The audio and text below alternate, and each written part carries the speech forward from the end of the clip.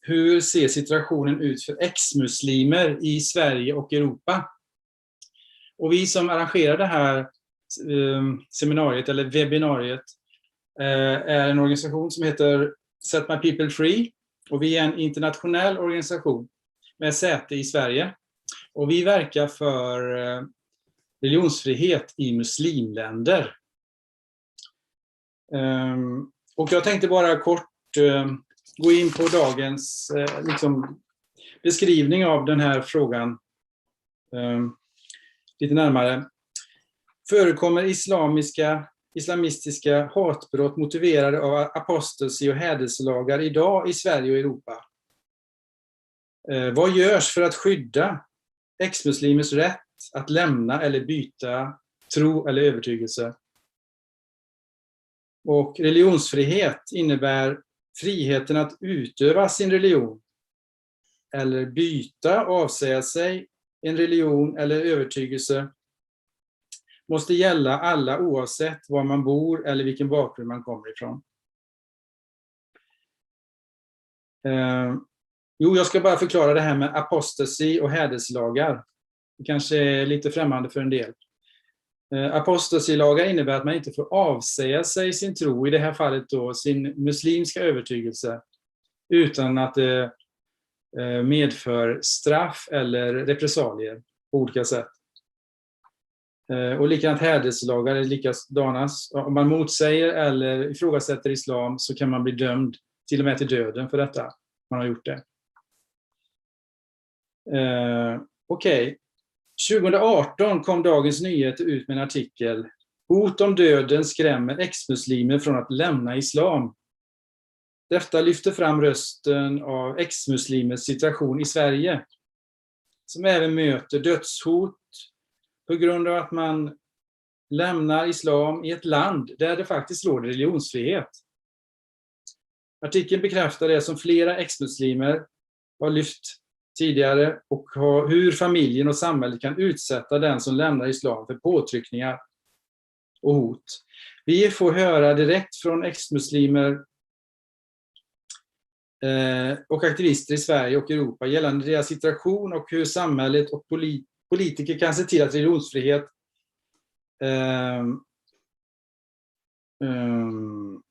gäller alla oavsett geografisk plats eller bakgrund då.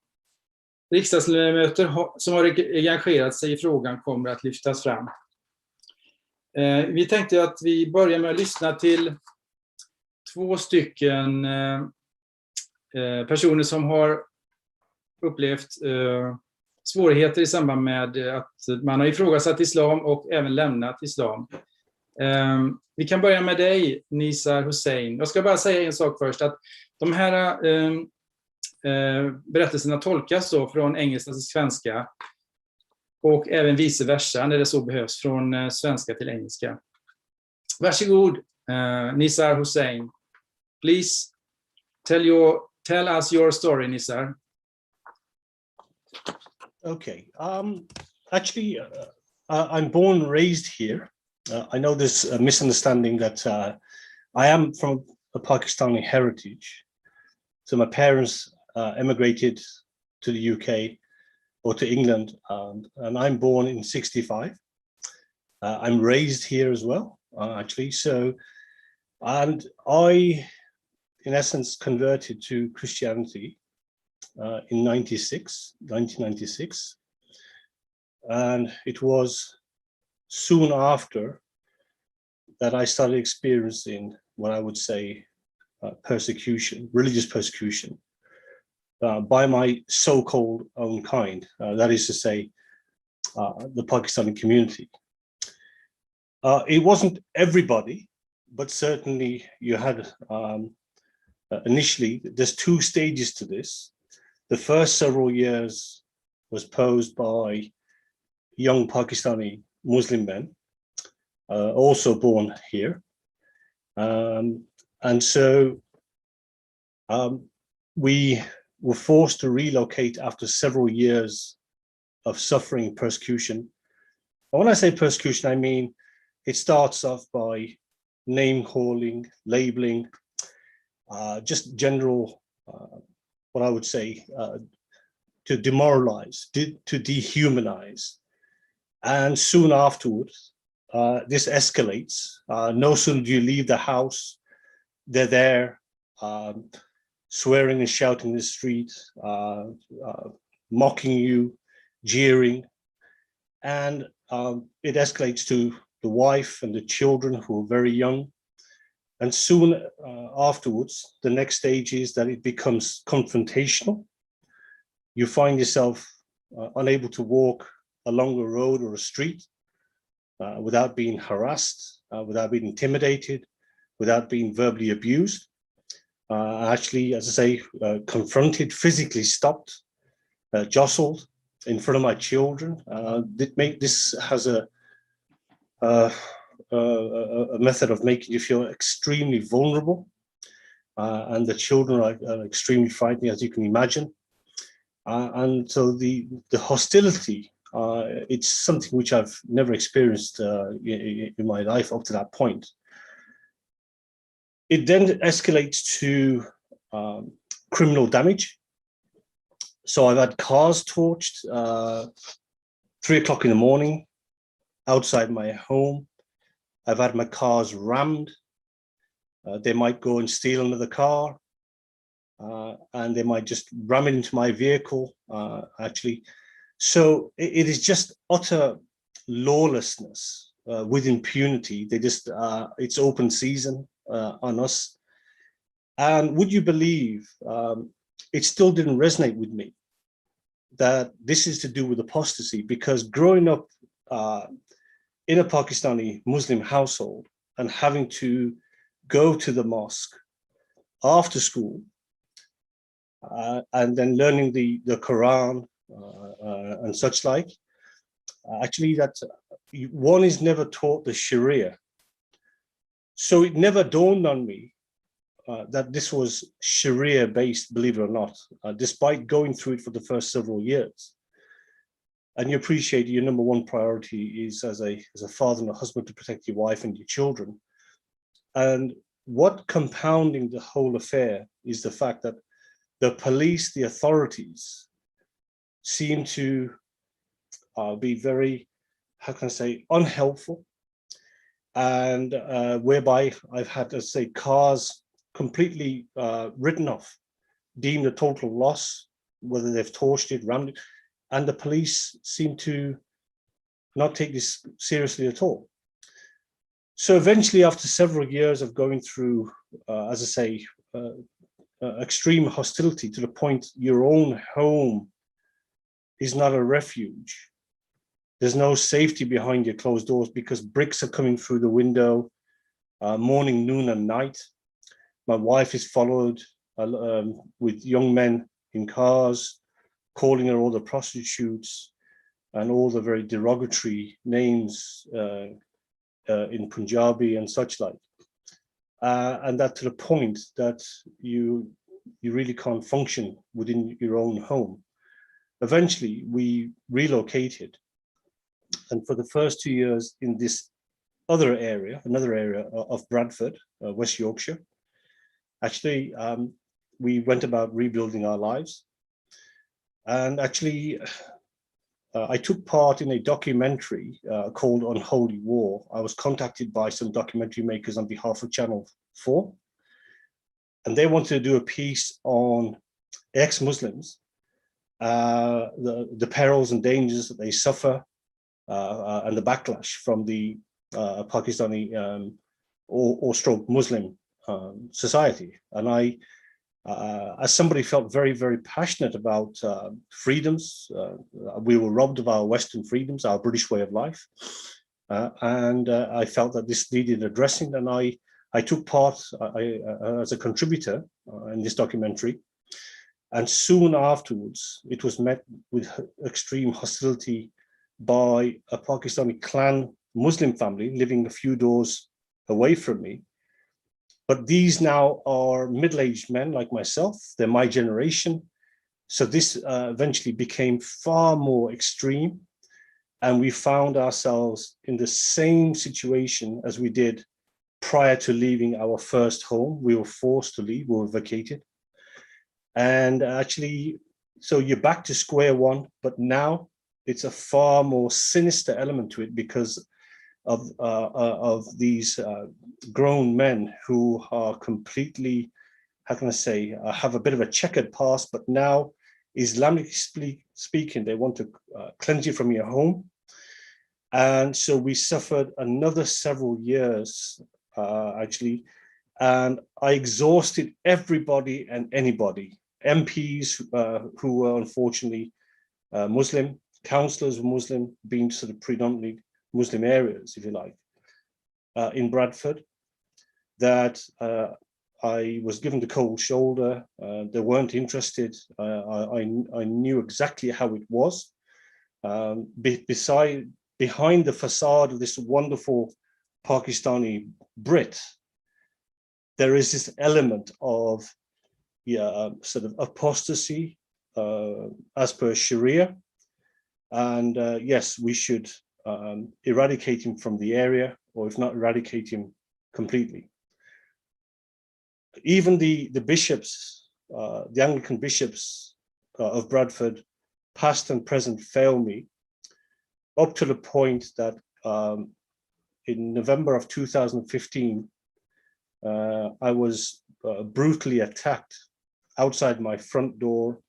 I went to go to the car, to move the car, to park it at the local police station, because as I expressed, we had the same scenario. We were facing the same situation where my cars weren't safe, as well as our safety was jeopardized and compromised. But your property, your car is an initial target. And so it got to a point after many car smashings later, I used to park my car every evening at the police station so I could try to at least feel easier about not having my car damaged.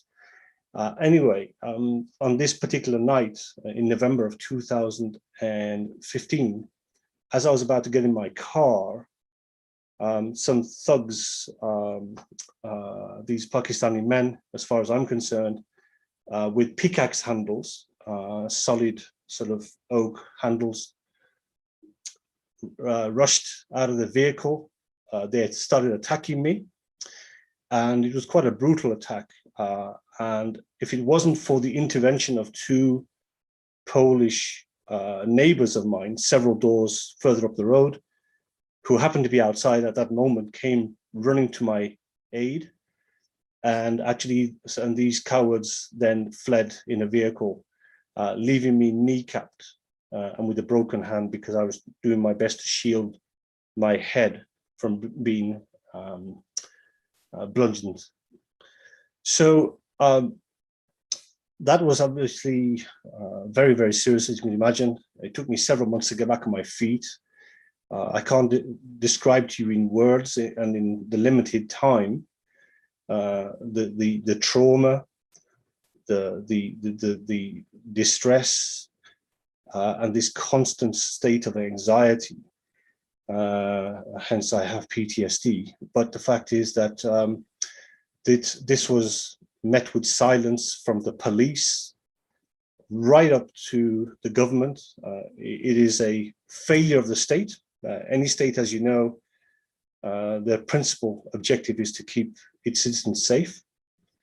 They have failed me, my wife, my children, and I would say Bradford police signed my death warrant, and they never took this issue of apostasy and Sharia, which by now I was fully conversant in the fact that this is the case, that we are suffering apostasy in England for no other reason but to reject Islam. And so the following, we soldiered on for another year, and eventually I had 10 armed police in a SWAT style operation. They came crashing through the back gate, through the front door. They were fully armed, and they said to me, "Are you Nisar Hussain?" And I said, "Yes, I am." And they said, "Well, we have intelligence to suggest that your lives are in imminent danger, and we cannot leave you out of our sight."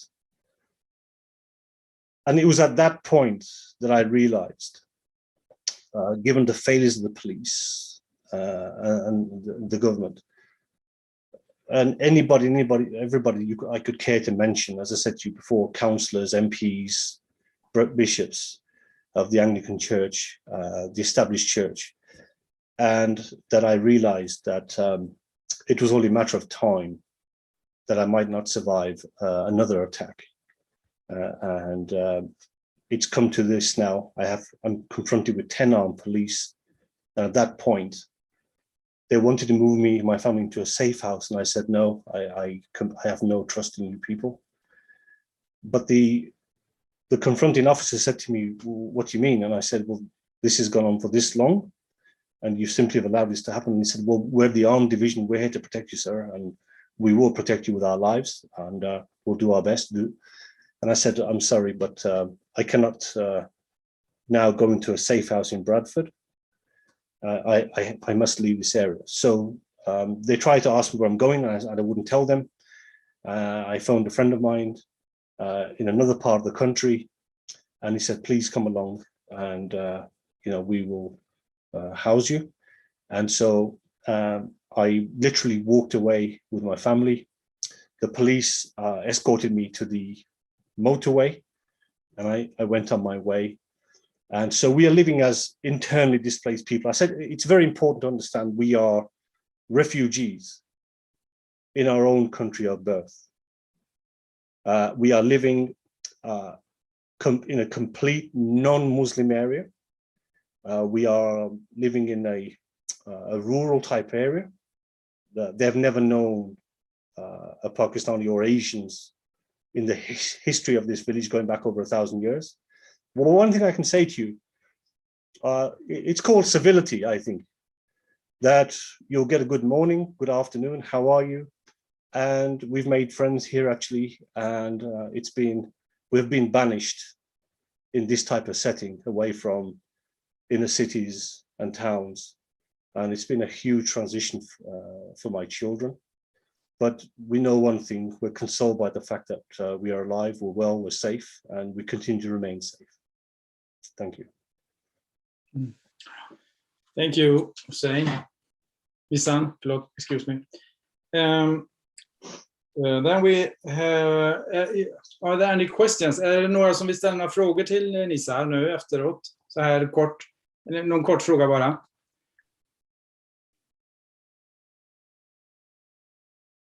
Nej, verkar inte så.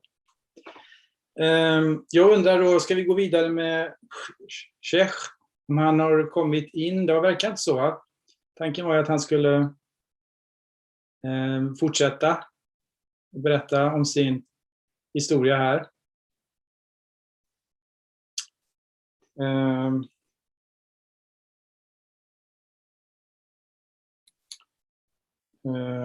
Då tänker jag Hulda. Ja, vi kan ta Neil nu efteråt, eller ska vi... Förlåt, du kan säga. Jag tänker att vi, eftersom inte Sheikh är här då, så kanske vi kan ta det här filmklippet från OSSE.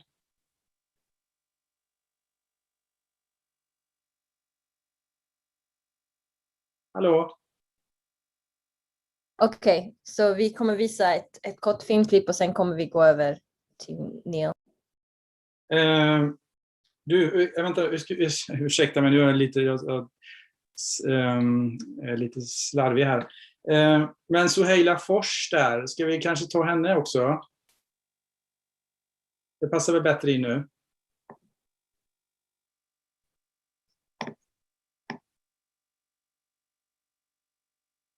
Hallå?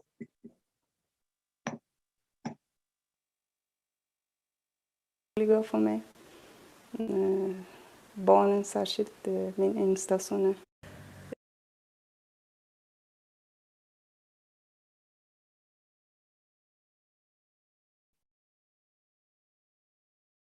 Så vi kommer dela ett klipp bara om Suheila Fors. Och som ni vet så blev hon offer för ett attentat mot henne i förra året 2020, våren. Och hon har varit väldigt hon har talat verkligen starkt ut mot islamism och mot sharia-lagar. Och de misstänker att det var iranska regimanhängare som låg bakom attacken. Och det var för att hon talar ut mot de här lagarna och mot apostasi, mot hädelselagar. Och jag vill bara visa lite hur det påverkar en och vad det kostar för ex-muslimer att kunna vara frimodiga och att dela om sin situation och också för att kunna hjälpa andra. Vi vaknade av en smäll. Sen jag tittade ut och såg lågorna på altanen och skyndade mig ut. Sen min man kom och vi släckte elden med vatten. Jag blev chockad först. Jag tänkte, vad är det? Sen jag såg elden då jag skyndade mig ut.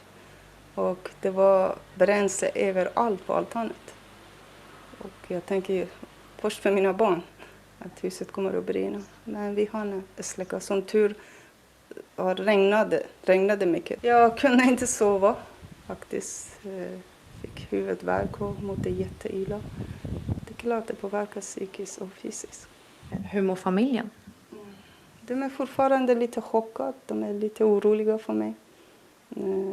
Barnen särskilt, min yngsta son är jätteorolig. Mamma går inte ut. Mamma har det stängt dörrar. Han kollar upp mig hela tiden.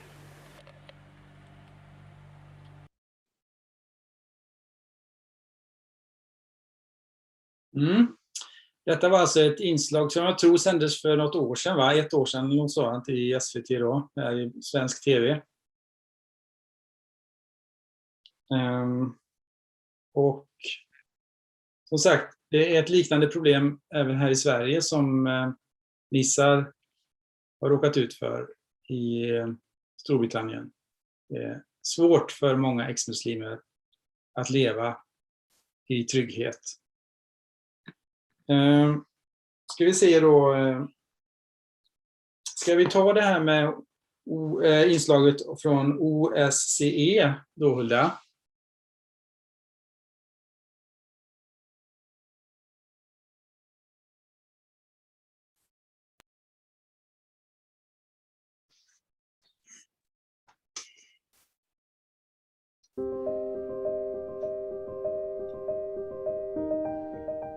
Hate crimes are criminal offenses motivated by prejudice, such as racism and xenophobia. Hate crimes are against a person, but also can be against a building, such as a place of worship. Hate crimes are message crimes. They're meant to send the message that your kind isn't wanted here. And that's why a strong governmental response rejecting that message is so critical.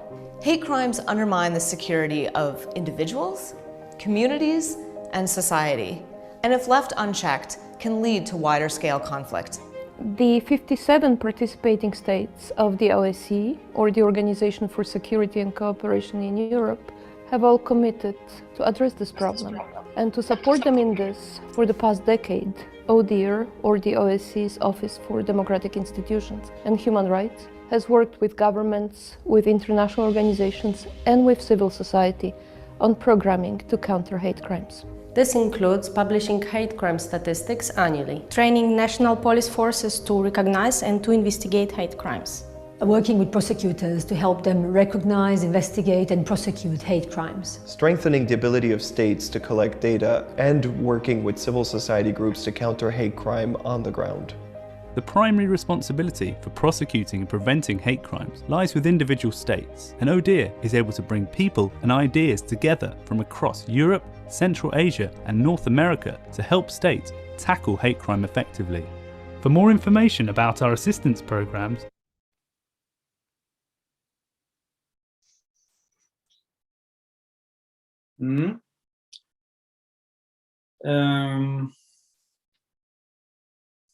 Här pratas det om hatbrott då. Kanske inte specifikt, det innefattar ju även naturligtvis till viss del även apostasy och hädelse naturligtvis. Men inte specifikt så, man går inte in på det på samma sätt som vi gör här. eftersom vi har vår fokus på just de här lagarna och det som händer i muslimvärlden på detta området. Och även naturligtvis i Europa, inte bara muslimvärlden, för här är ju också förekommer de här sakerna, de här otäcka sakerna som fast inte i någon slags legaliserad form, utan det är ju grupper som utövar, alltså muslimska grupper då, som inte alla, men många, eller en del, som utövar den här typen av våld på grund av att en person eller familj har antingen kritiserat islam eller lämnat islam. Jag tänker nu att vi skulle kunna ställa frågan då här, vad kan vi göra åt det här problemet på kort och lång sikt? Vad tänker du, Nissar, om detta? Hur ska vi förhålla oss på bästa sätt för att förhindra det här i Europa och i Sverige och England? Eller hur tänker du där, Nissar?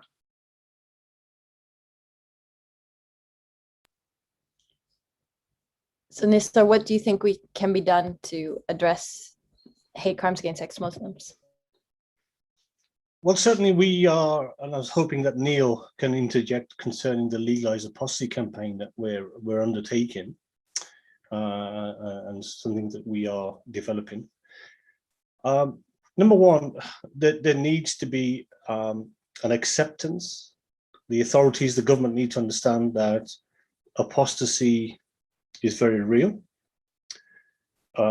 It is a genocidal threat to us as ex-Muslims. Instinctively, the ex-Muslim is in fear for his life. He instinctively knows that if violence or pressure, hostility, if it doesn't already exist within his own immediate family, it certainly escalates. In my situation, how it came to the knowledge of the so-called community. And can I just say, I don't buy into this community business. I'm born and raised here, I'm British. I have a Pakistani Mirpuri heritage. But the fact is that I was born with a certain set of freedoms, and those freedoms should be exercised.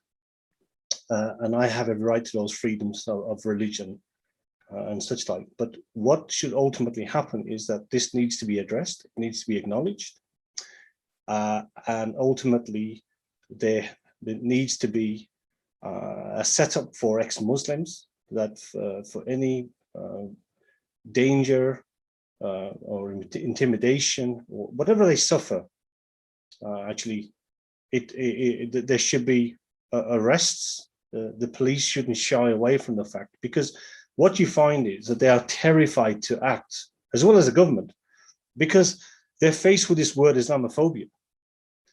So naturally, they're terrified of being labeled as racist or Islamophobic. This needs to be dispelled, and the British rule of law needs to be applied. And the same religious freedoms that these minorities, or in our case, the Pakistani community and Muslims are enjoying, and the full protection of these laws should be applied to ex-Muslims. Thank you. Now I see Sheikh. Welcome, Sheikh, to this webinar.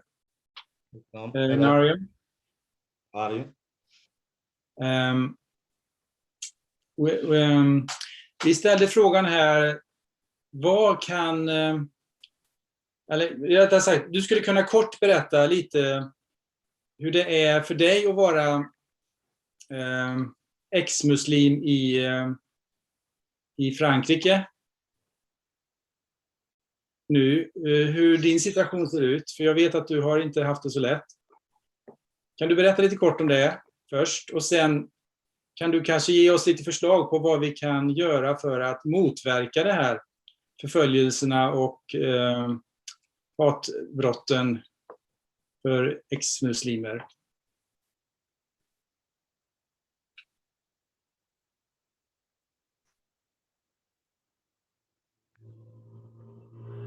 سلامات أخ شيخ. أهلا مرحبا. السؤال اللي وجه إليك هو إنه كيف أنت تشعر الآن كمسلم سابق؟ ما هو شعورك في البلد اللي أنت ساكن فيه حاليا؟ وما هي انطباعاتك من الناحية هذه؟ والسؤال الثاني كمان هو ما الذي تقترحه لكي نواجه الاعتداءات التي يتعرض لها الأشخاص من خلفيات مسلمة اللي غيروا دينهم، ولكن مع كل ذلك يتعرضون لتهديد واعتداءات في الدول الأوروبية الموجودين فيها، فما يمكن أن نفعله من أجلهم؟ حسنا، بالنسبة للشق الأول من السؤال، أنا في فرنسا طبعا، لكن فيه نوع من لا أشعر بالأمان، لا أشعر أني في مكان آمن نهائيا. Yes, I am in France. I live in France, that's right. But that doesn't mean that I feel safe where I live now.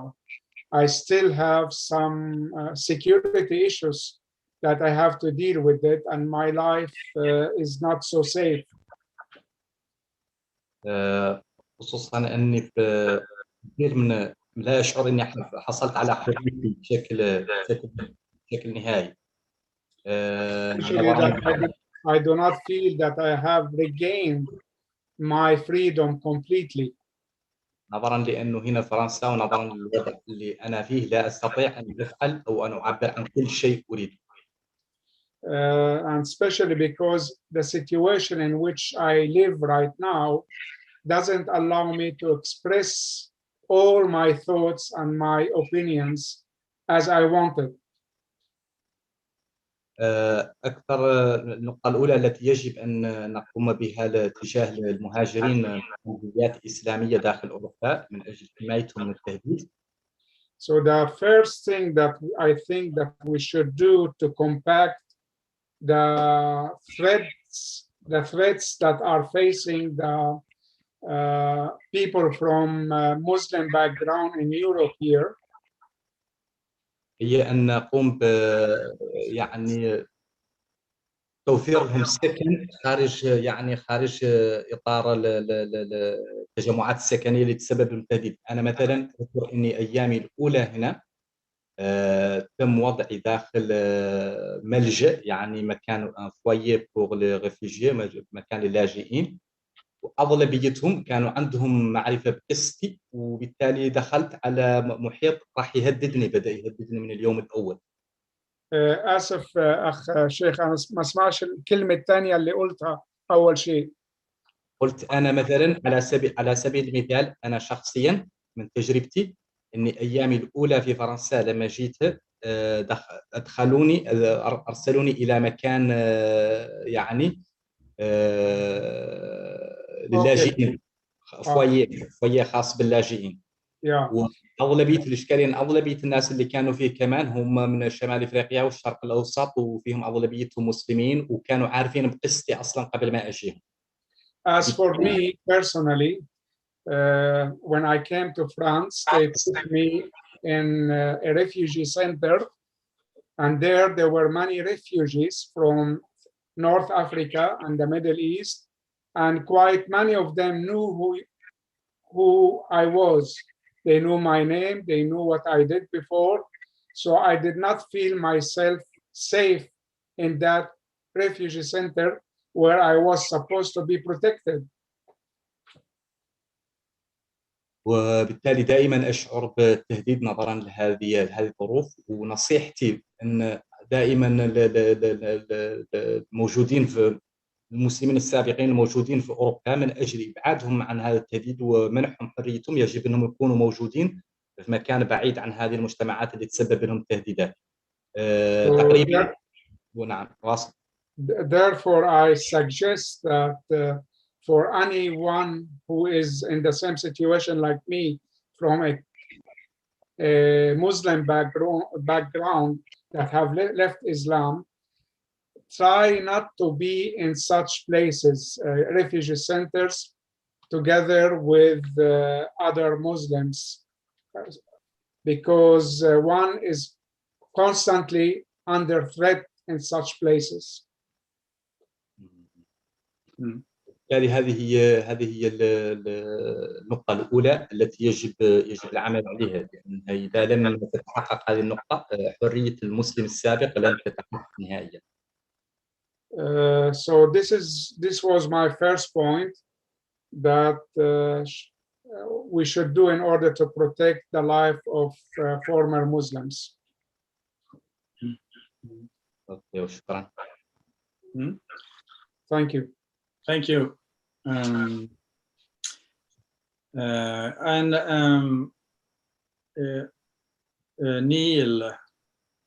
Neil Petrie, have you something to add to this?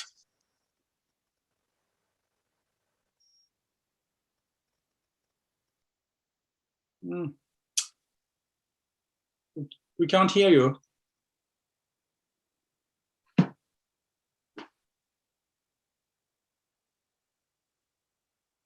Yeah, perhaps unplug your headset. Your headset. Can you hear me now? Yeah. Yes. Yeah. Okay. Good.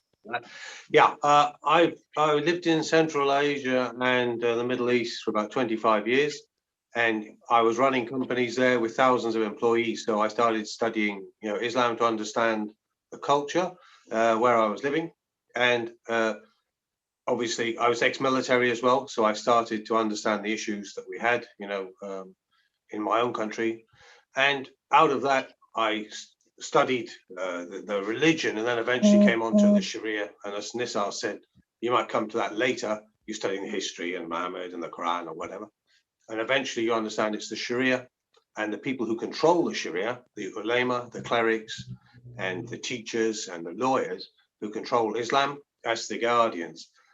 So yeah, there's no pope, but you have this group that have put the laws into kind of a frozen state for 1,000 years now, since the closing of the doors. But 500 years ago, what I came to understand was obviously we in the West opened the doors, and it was then that all of our freedoms developed. Our freedom of speech, our freedom of religion, our freedom of, everything that we've basically got now comes from that period. And there's no pope in Islam, but you've got the ulama, and the ulama control these communities, as Nisar will know from those in Bradford, doesn't matter where they are. We have 30 madrasas in Britain now. We have 2,000 mosques, and many of these have turned towards Caliphism. Since Ataturk, eradicated the Caliphate in the early 1920s, there's not been this coherent whole they can form behind. So the ulama, and the Salafists, etc., have built up this aim of obviously building up a caliphate again, which will introduce controls over the Sharia again, much more tightly. There will be that figure to revert to. And what I found was, looking at our history and looking at issues like Nisar, that it's the apostasy laws that are the break. And the closing of the doors did not allow that break with this murderous issue. And, all of our freedoms come from stopping killing heretics, and Islam still does. This is the issue, and threatening them. Now, the final part of this was when I met with Nisar, and we put together the Legalize Apostasy campaign, which is www.legalizeapostasy.com. You can find it there. Now, the aim of the campaign has basically come to one thing, which is understanding that this is a genocidal threat. Okay, I studied genocide as well, and under Genocide Convention, there's Geoffrey Robertson, is Britain's top human rights lawyer. He's the man who runs the chambers where Amal Clooney works, who worked with the Yazidis on the genocide there. And he's written a book called Mullah's something of Misery. I've forgotten now. I've sent the details. So the mullahs basically in Iran were executing about 8,000 atheists, Communist Party members. And he states in there that anyone who has left their born religion can be considered a part of a group under the Genocide Convention. Well, Sheikh, Nisar, all these other people have left Islam, born into it, but have left it. So they are covered under the Genocide Convention as a group. So what I'm saying is all of the clerics, all of the ulama, from Hanafi, Maliki, Shafi, Hanbali, it doesn't matter, you know, Jafari, they all accept the hadith concerning killing ex-Muslims. From obviously, it's one of the 7 hudud crimes. So they've all accepted, all of the law schools, all 8, major and minor. So the issue that the West has is that there is this one thing that separates us, and that is that they will not allow ex-Muslims to leave. So this is the issue that we've got, and this is where we must put our efforts, is to understand that the Australians, for instance, the Australian Foreign Minister is now trying to get the UN and other countries to accept, or countries at the UN, that the apostasy and blasphemy laws, the death penalty for them should go. But those are only national. What we need to do is to understand that this all comes obviously from Al-Azhar and the Deoband seminaries and COM, that these teaching institutes all across the Muslim world, and even in Britain, teach that these apostates must die. Every one of them, under the law, you know, all of the men, all of the women, if they're not after death, in prison. So this is the issue that the West has. This is the issue that we should be addressing in the long term, is that the doors must open and allow people to leave Islam with no threat.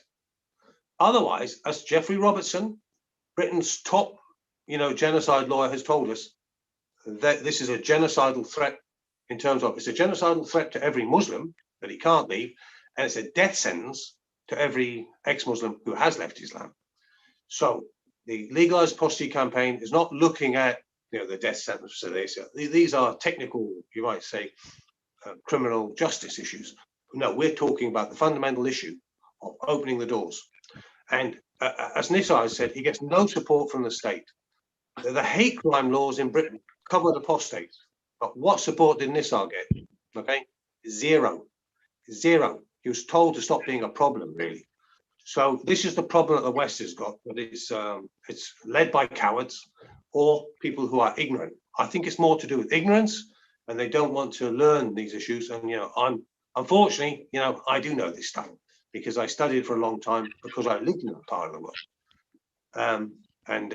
You know, for interest for my own country and its future, because there's a book that's just come out by an ex-terrorist Muslim, and he's made the point that, you know, things are getting worse. We have more madrasas, we have more caliphate supporters in Britain, we have more of an issue with the mosques, and we have more of an issue with the books that are produced there or sold there, etc. Not all of them, of course not, you know. And remember, many of my good friends are Muslims. It's nothing to do with, you know, the individuals. It's to do with the ulama, and they're maintaining power over the ummah through these laws and through their position as the guardians, you know, as the guardians of the ummah and the laws. So unless we see reform, we need to think very carefully about the future of Islam in Europe and the West. And, you know, this is like the 1930s, and we've got cowardly politicians like Anthony Eden and Chamberlain who would not address the issue. And we all know how that ended. So we've got these issues, and you can see across the Middle East, the minorities, what is their position? The only surviving minorities really in the Middle East that are not Muslim are basically people who live in hills. They are in defensible positions, Berbers up in the hills, Maronites up in the hills, Druze up in the hills, who can have these strange, you know, these different belief systems to Islam, but they can defend themselves.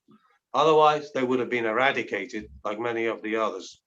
This is the issue that the West has. This is the issue the Middle East has. But there's a good sign with MBS coming out and talking about these changes to the laws, talking about the changes to the Sharia. And this is why we must press for the apostasy laws changes. We get that one reform, major reform, then everything changes. They can go and leave, become Christians like Nisar. They can become atheists. They can become Buddhists, whatever. Why not? This is what the world has developed into. And, you know, otherwise, look what's happening in China. Muslims being crushed. Look what's happening in Burma, Muslims being crushed, okay? Because people cannot accept them in the end. They have this issue, and until that is addressed, I'm afraid it's bleak, very bleak. So legalized apostasy has got to be the aim, really, of governments and people. So I'd suggest if you could get behind that, that would be a huge support to Sheikh, be a huge support to Nisar. And I think it's a fundamental way to address it. Thank you, Neil. Thank you very much. Har vi några fler frågor här annars? Är det någon som vill ställa någon ytterligare fråga?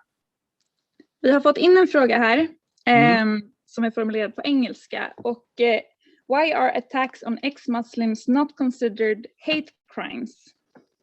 Alltså varför är attacker mot ex-muslimer eller för detta muslimer inte räknas som hatbrott? Den som har skrivit frågan säger att hon inte kan se att det nämns i rapporten. Om det är någon som skulle vilja ta sig an den frågan. Is that a question for me? Vad är det för rapport? Ursäkta, vad är det för rapport vi pratar om? Är det någon som... A question for me? Yes. Do you know what kind of report this is?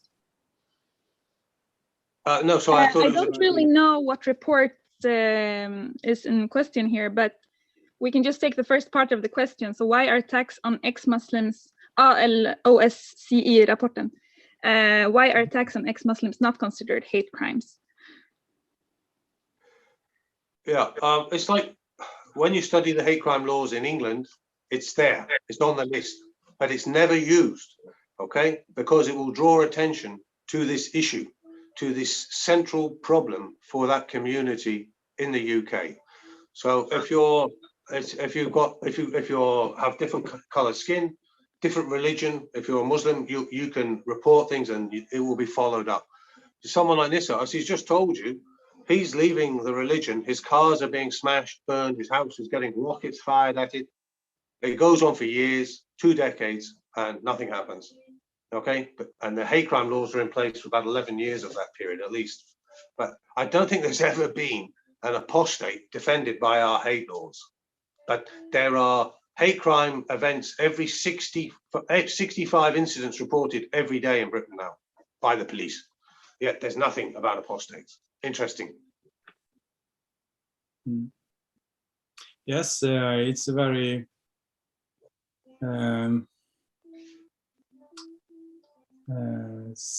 det är en väldigt känslig fråga förstås. Som du nämnde, as you mentioned before, you are considered as Islamophobian or a racist if you address this.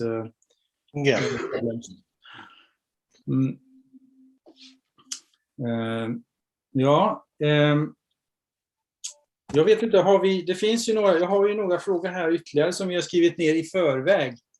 Jag vet inte, ska vi ställa någon av dem?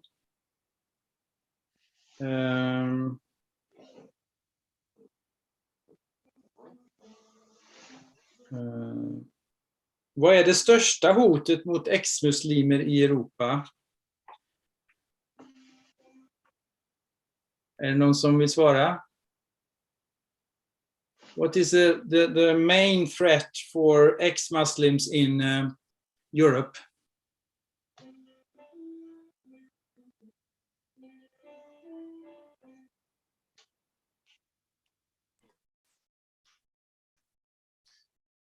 Yes.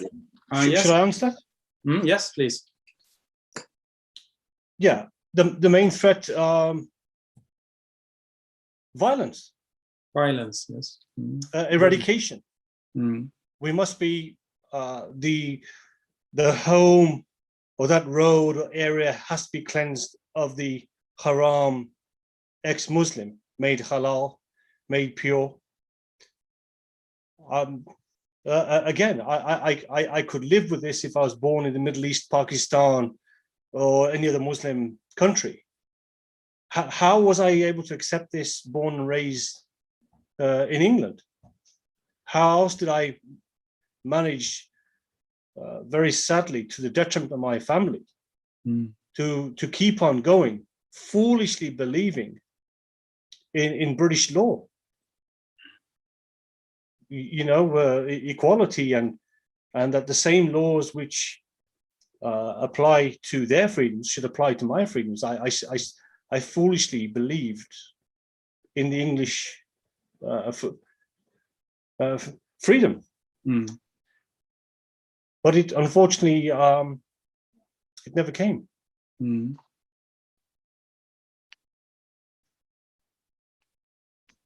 Yes, sadly, very sad.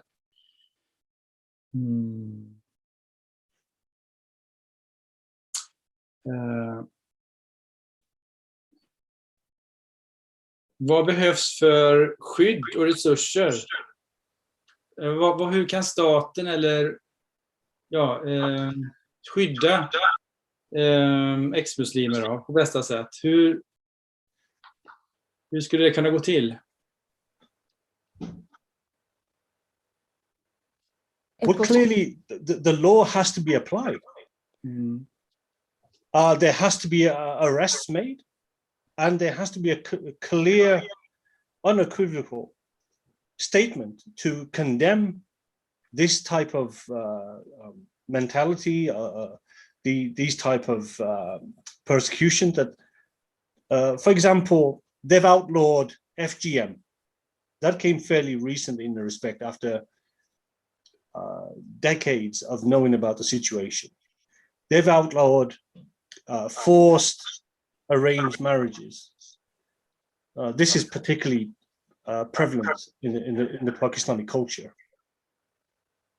That came after decades of these poor, unfortunate Pakistani females who would be suddenly taken abroad at the age of 14, 15 and married off and such like. And there are some many known cases, and very terrible cases of parents murdering their own daughters when they tried to obviously go against that system and just try to be, well, they were British like myself and just try to exercise freedoms and rights. So in the same vein, in a similar vein, this has to now be translated into full protection and a full acknowledgement that apostasy, and Neil has touched upon reformation. That's a key word which I forgot to include, but I think you would have got the gist of my statement that there has to be a reformation. There has to, Islam, this death penalty for ex-Muslims, that needs to be eradicated in the West. The West have a duty to stand up against these, the Western leaders. And as Neil expressed, there is a lot of cowardice. Yes, ignorance is one thing. There's an English expression, ignorance is bliss. And we can forgive somebody for that. But certainly, I like to feel that our stance, and we've paid a very, very heavy price. I've paid a very heavy price. But my family have paid a very heavy price, and they've suffered long. That this now has to be accepted. I like to feel that we have made some dent somewhere, that they do recognize there is apostasy. But what you find, most apostates will flee, will run away, where foolishly I somehow naively believe that by making a stance, by exercising my full democratic rights, that this would come to be addressed. But sadly, I realize that isn't the case.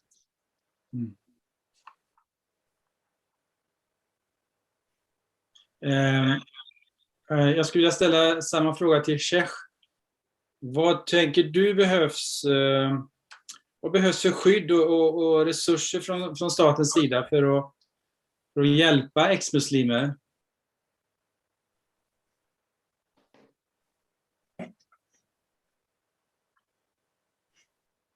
Michael, d'accord. Ja, Can you translate? أخ شيخ السؤال موجه لك والسؤال هو ما يمكن للحكومة أن تفعل أو للحكومات الأوروبية أن تفعل كي تحمي الأشخاص من خلفيات مسلمة سابقة. جيد. أهم شيء يمكن للحكومات أن تقوم به هو ألا تفرض عليهم العيش في مراكز اللجوء التي تحوي العديد من المسلمين الذين يعرفون قضاياهم ويمكن أن يسببوا لهم تهديدا كبيرا. The first thing that I think any government can do is not to force the new refugees from former Muslim background to live among refugee centers. In any refugee centers, there they can be under threat. أنا أعتقد أن هذه هي النقطة الأولى والأساسية. إذا كانت الدول يمكنها أن الحكومات يمكنها أن توفر لهم أجواء آمنة، بعدها هم يمكن أن يندمجوا في المجتمع ويتعلموا اللغة ويصبحوا جزء من المجتمع الفرنسي. If the government can do this thing, then protect them from the influence of the other Muslim communities, then such people can maybe integrate much faster in the society and be a good resource, for their future life in this new country. أوكي، لكنهم الآن أنا أعرف نفسي أن أتكلم عن نفسي وأتكلم عن أشخاص أعرفهم هنا في فرنسا لا يستطيعون أن يفعلوا شيء لأنهم خائفين بالليل والنهار، يعني الخوف مسيطر عليهم 24 ساعة، بالتالي لا يستطيعون أن يفعلوا أي شيء، لا يستطيعون أن يمارسوا حريتهم، لا يستطيعون أن يفعلوا أي شيء نهائيا. Now, as for myself and some of the people that I know here in France, most of us are living in fear, and because of that fear, we feel paralyzed. We cannot do much because we have constant fear. What can happen to us? We have to look around us and be careful, and that is not helpful at all. هذه النقطة الأساسية وشكرا. That's all what I have to share for now. One more, ytterligare en fråga till Sheikh. Mycket av din aktivism sker ju online på internet. Har du mött några hinder där? Kan du ställa den frågan där, Kwa? أخ شيخ السؤال لك. أنت نشيط جدا على الإنترنت، يمكن عندك مدونة كمان، والسؤال هو هل واجهت أي معارضة أو مقاومة في الإنترنت لنشاطك؟ أكيد بكل تأكيد لقد تعرضت لكثير من المعارضات لهذا النشاط، وعلى إثر هذه المدونات اللي أنا عاملها واشتغل عليها أتلقى على أثرها من خلال وسائل التواصل الاجتماعي الكثير من التهديدات يومية تقريبا أو أسبوعية.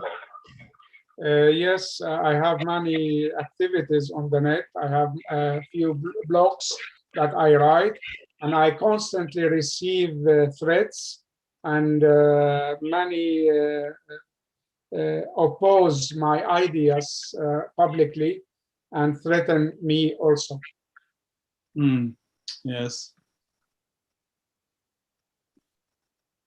Vi vill se, är det någon annan som har fått någon fråga som den vill ställa?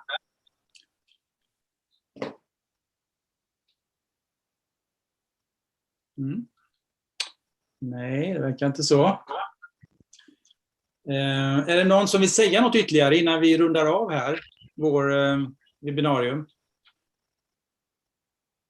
Kan jag fråga en fråga? Okay. Neil? Please, Neil, you want to say something? You can go ahead first. Neil, you can say something if you want. Neil, please. I'd like to, thank all of these ex-Muslims who are brave enough to step forward and, put go public with this issue. It is the major issue in the West with regards to integration. It's obvious to everybody in Europe, obviously to everybody else in many countries. At least in America, 25% now of born Muslims in the United States are now apostates, apparently. Okay, but we don't have this, unfortunately, in Europe, and we certainly don't have it in Bradford. So all those who step forward are very brave and should be commended. And hopefully one day they'll be recognized publicly through the fact that what their actions will now lead to these changes that are required. And if we don't see these changes in Al-Azhar and the other institutes of learning where they teach these Sharia edicts, then I see, the issues facing the Muslims in Europe will get worse. That's the reality. That's the tragedy. That this, without changes, these governments trying to integrate and failing to do so are trying to squeeze the majority populations through hate crime laws and squeeze the majority into conventions that are against our history, are against the freedoms that we've developed for 500 years. And this is the issue that will arise, and it will be very serious. As we've seen in France recently, as Sheikh will know, with the generals talking about civil war. This is going to grow, and unless there's reform, there will be other actions taken that you can guarantee. So thank you all for your bravery. Yes, thank you, Neil. Thank you. Then we'll, är det någon som vill säga något ytterligare? Vill du, Sheikh, avsluta eller säga någonting? Avslutningsvis. Kan du fråga Sheikh Michael? Yeah, I would like to say that, look. Please, Nisar, can you wait a second? Michael, can you address this question to شيخ هل في عندك شيء إضافي ممكن تضيفه قبل ما ننهي الحلقة الآن؟ لا شكرا، هذا اللي قلت وكل ما كنت راح أقوله. شكرا جزيلا. No, I have nothing more to add right now. Okay, Nisar, you would like to say something? Yeah, yes, thank you. Oftentimes you feel words don't cut it, given the extremities and what we've been through, my family and I. And as I expressed to you earlier, find ourselves as internally displaced people, and this is how we generally feel. But there was a time growing up in this country that I grew up with Sikhs, Hindus, Jamaican, West Indian, Afro-Caribbean communities, and we identified as British. That was integration in action. But then came the 80s, and is it the Labour government? I forget now. Introduced the multiculturalism policy. They said, oh, celebrate yourself, be yourself. And of course, that's been taken full advantage of by my Pakistani community, if I can express it that way, though we don't feel so. So multiculturalism has failed. And there is this appeasement of we have to appease and bend over backwards. This is a wrong policy. It should be for the host countries to continue the integration, to adhere to British law, to the laws of the land, and to follow the laws of this country and not Sharia. And this has certainly got far worse. Even my children's generation, we have suffered terribly by second, possibly third generation of Muslims. So integration, multiculturalism, it's failed. And oftentimes we want to leave this country. Where to go? If you look to Europe, from what Sheikh has said, and we know firsthand, it's a very difficult situation. So there needs to be some very radical action taken on this matter for the safety of ex-Muslims. This is very real. It really affects us as ex-Muslims, and firm, decisive action and acknowledgement has to take place. Thank you. Thank you very much, Nisar. I think